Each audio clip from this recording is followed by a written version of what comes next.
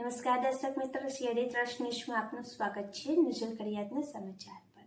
ઉન નદી પર 693 લાખના ખર્ચે નિર્મિત થનાર મેનેજ બ્રિજનું ખાતમુહૂર્ત કરતા કૃષિ મંત્રી શ્રી રાઘવજીભાઈ પટેલ। બ્રિજના નિર્માણ થકી ખંભાલીડા, રવાણી, ખીજડીયા, રોજિયા સહિતના ગ્રામજનોને આવાગમના સહિતની સુવિધામાં ફાયદો થશે। જામનગર તારીખ 18 ડિસેમ્બર રાજ્યના કૃષિ, પશુપાલન, ગૌસંવર્ધન, મત્સ્યોદ્યોગ, ગ્રામ ગૃહ નિર્માણ અને ગ્રામ વિકાસ વિભાગના કેબિનેટ મંત્રી શ્રી રાઘવજીભાઈ પટેલે મોરારદાસના ખંભાલીડા ખાતે ઉન નદી પર ₹693.37 લાખના ખર્ચે નિર્મિત થનાર મેનેજ બ્રિજનું ખાતમુહૂર્ત કર્યું હતું।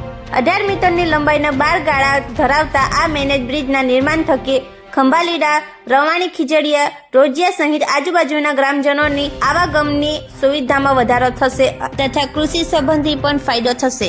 આ પ્રસંગે મંત્રી શ્રી રાઘવજીભાઈ પટેલે જણાવ્યું હતું કે આ વિસ્તારના લોકોની બ્રિજ નિર્માણની લાંબા સમયની માંગણી હતી, જે સરકારે સ્વીકારી છે। બ્રિજના નિર્માણ થકી ખેડૂતોને ચોમાસા દરમિયાન નદી ઓળંગવા સહિતની પડતી હાલાકી દૂર થશે અને તમામ વર્ગના લોકોના સમય અને શક્તિ બેડફાતા અટકશે।